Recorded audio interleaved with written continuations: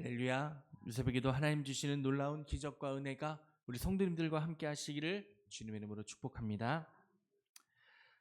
마가복음 6장은 놀라운 기적으로 시작되었습니다.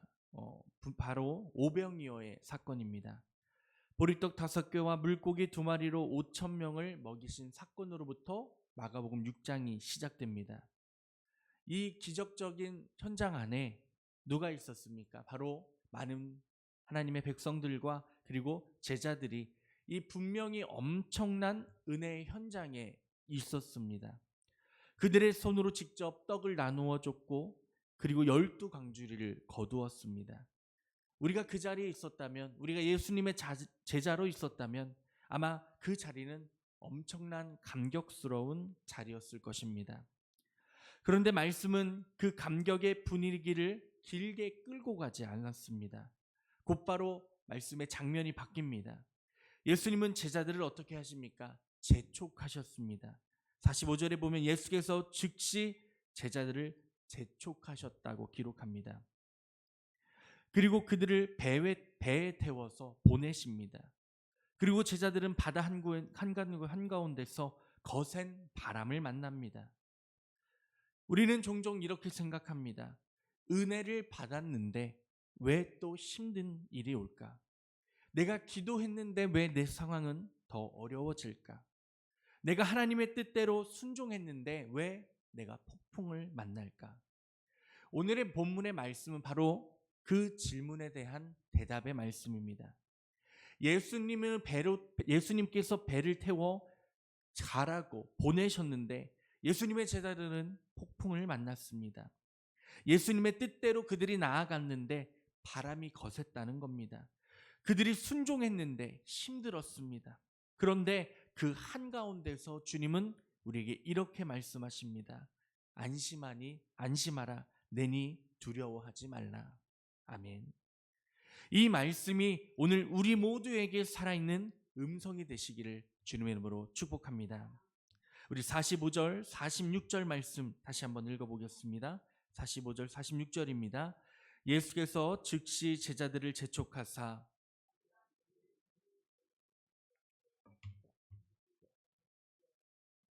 무리를 작별하신 후에 기도하러 산으로 가시니라. 아멘. 이 예수님은 제자들을 배에 태워 보내시고 무리로 흩으신 뒤에 무엇을 했다고 기록하십니까? 산에 올라가 예수님께서 기도하셨습니다. 이 장면은 매우 중요합니다. 왜냐? 예수님은 이 사역의 절정의 자리 가운데 자기를 드러내거나 사람의 칭함을 받으러 가시는 것이 아니라 다시금 기도의 자리로 들어가셨다는 겁니다. 사람들은 예수님을 어떻게 하려고 하였습니까? 왕으로 삼으려고 했습니다. 그렇기에 이 예수님을 따르는 예수님의 백성들의 분위기는 최고조였습니다. 인간적으로 보면 그 자리에 서 계셔도 됩니다. 인기와 성공을 누리셔도 된다는 겁니다. 그러나 예수님께서는 어디로 가십니까? 그 모든 것을 내려놓고 버려버리시고 산으로 가셨다는 겁니다. 왜냐? 사역의 성공은 곧 시험이 되기 때문입니다. 사람들의 환호는 곧 교만의 문이 되기 때문입니다. 기적은 곧 자기 영광으로 흘러갈 위험이 있기 때문입니다. 그렇게 예수님은 그 무엇보다 다시금 기도를 먼저 선택하셨습니다. 성도님들, 우리도 마찬가지입니다. 어떠한 상황에서도 바쁠 때에도 기쁠 때에도 무슨 일이 있을 때에도 기도해야 합니다. 우리의 삶을 성공했을 때도 무릎 꿇어야 합니다.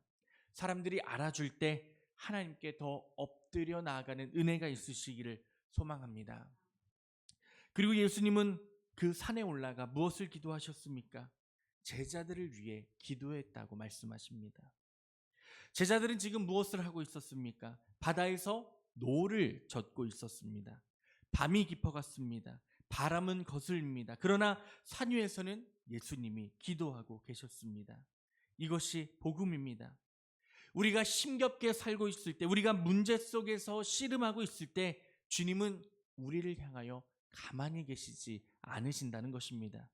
히브리서 7장 25절은 이렇게 말씀합니다. 그러므로 자기를 힘입어 하나님께 나아가는 자들을 온전히 구원하실 수 있으니 이는 그가 항상 살아계셔서 그들을 위하여 간구하심이라. 예수님은 지금도 우리를 위하여 간구하신다고 말씀하십니다. 혹시 우리 성도님들 지금의 삶이 힘드십니까?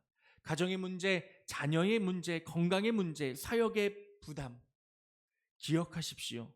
주님은 이미 우리를 향하여 기도하고 계심을 믿음으로 고백하시기를 바랍니다. 그것을 믿음으로 나아가며 고백할 때 하나님께서 주시는 평안과 평화의 은혜가 우리 성도들 가운데 충만하게 나타날 줄로 믿습니다. 예수님의 제자들은 배에 있었습니다. 누구의 명령으로 갔죠? 예수님의 명령으로 갔습니다. 그런데 상황이 좋았습니까? 좋지 않았습니다. 그렇다면 제자들의 입장에서는 예수님이 보이지 않았습니다. 함께 하지 않았습니다. 배에 타고 계시지 않으셨습니다. 그러나 그것은 버림입니까? 아닙니다. 버림이 아니라 예수님께서 주시는 훈련이었습니다. 하나님은 때때로 우리를 예수님 없이 가는 것처럼 느껴지게 하십니다. 그러나 사실은 보이지 않는 보호 아래 우리가 살아가고 있다는 것을 기억하라고 말씀하시는 것입니다. 보이지 않는 중보기도, 보이지 않는 계획, 보이지 않는 인도하심이 항상 우리의 삶 가운데 주님의 뜻하심 가운데 인도하심으로 나타나고 있다는 것입니다. 그렇기 때문에 우리의 삶이 주님과 떨어진 삶처럼 보일지라도 그것은 예수님이 우리를 버리신 것이 아니라 주님은 언제나 우리와 함께 하시며 우리와 동행하신다는 것을 말씀하고 계시는 것입니다. 우리의 믿음이 변화되었으면 좋겠습니다. 언제나 나와 함께 하시는 주님, 언제나 나를 인도하여 주시는 주님, 우리의 표어처럼 우리의 길을 만드시는 그 주님의 길과 동행하는 믿음 되시기를 바랍니다. 우리 47절 말씀을 함께 읽어보겠습니다. 47절입니다. 저물매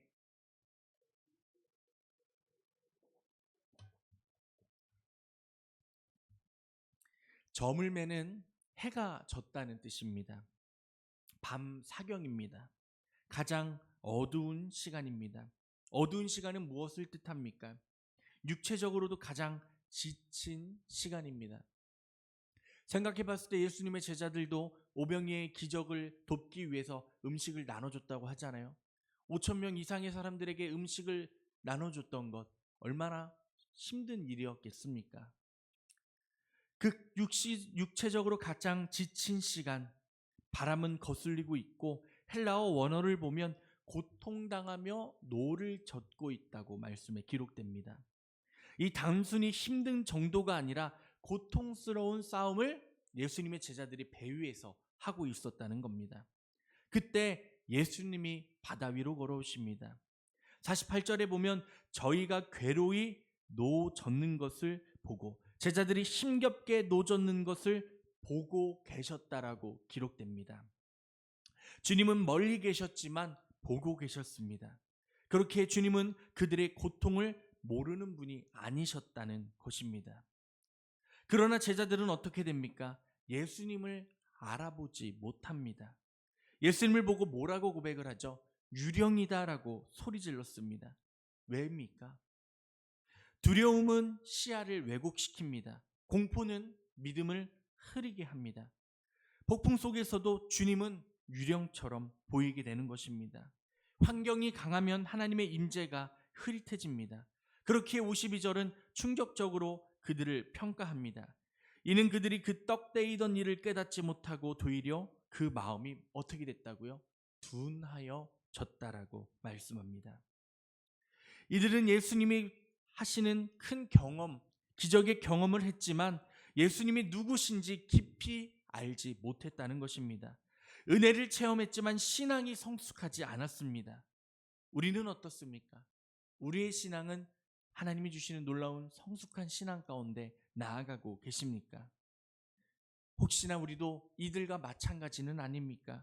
하나님께서 기도에 응답을 하셨는데 경험했는데 우리는 또 걱정하고 있습니다. 우리는 하나님의 말씀 가운데 은혜를 받았고 변화를 받았고 하나님을 만났고 그 뜻을 깨달았음에도 불구하고 또 세상 가운데 두려워 떨고 있습니다. 하나님이 도우신 것을 알매도 불구하고 하나님이 나와 함께 하신다는 것을 머릿속에서는 알고 있음에도 불구하고 우리의 신앙은 또 흔들릴 때가 있다는 것입니다. 그때 주님은 우리를 책망하시는 것이 아니라 이렇게 말씀하십니다. 우리 50절 말씀 다시 한 번 더 읽겠습니다. 50절입니다. 그들이 다 예수를 보고 놀라미라. 이에 예수께서 곧 그들에게 말씀하여 이르시되 안심하라 내니 두려워하지 말라 하시고 아멘. 내니 나는 스스로 있는 자다. 나는 여호와다. 나는 창조주다. 나는 지금 너희와 함께 여기 있다. 이렇게 말씀하시는 겁니다. 주님은 환경을 설명하지 않으셨습니다. 그리고 주님은 폭풍의 이유를 그들에게 해석하지 않으셨습니다. 단 한마디만 하십니다. 내가 여기 있다. 예수님이 배에 오르자 어떻게 환경이 바뀝니까? 바람이 그칩니다. 중요한 순서를 보십시오. 바람이 그쳐서 예수님이 오신 것이 아닙니다. 예수님이 오시니 바람이 그친 겁니다. 우리 인생도 마찬가지입니다. 문제가 사라져야 평안이 오는 것이 아닙니다. 우리가 주님을 향한 믿음이 분명해질 때 그 문제가 사라짐을 믿음으로 고백하시기를 바랍니다.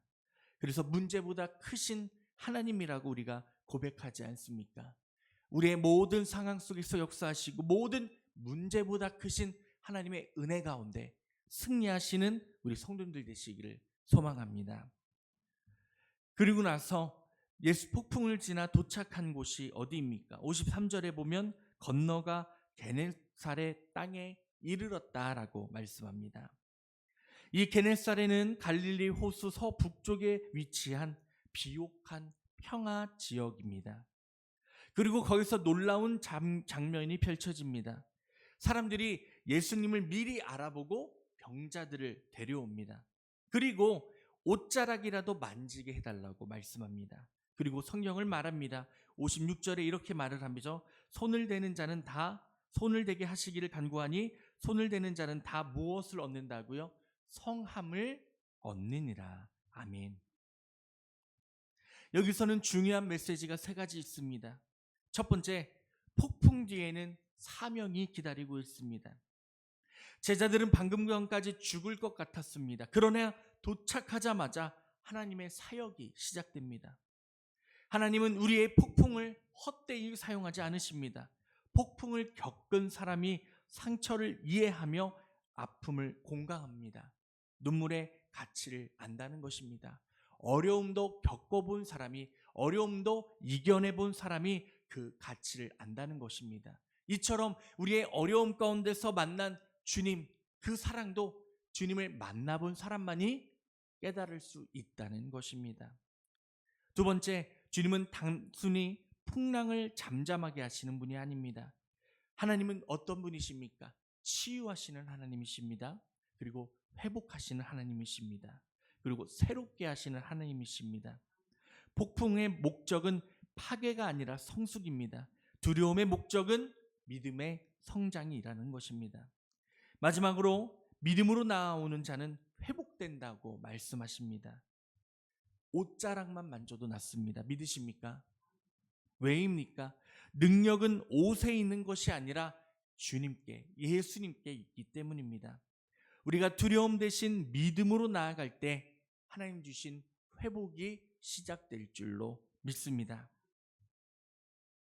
사랑하는 성도님들, 우리는 인생의 산 위의 기도의 시간이 있습니다. 그리고 바다 위의 폭풍의 시간이 있습니다. 그리고 게네사렛의 회복의 시간이 있습니다. 우리 성도님들은 어느 시간에 계십니까?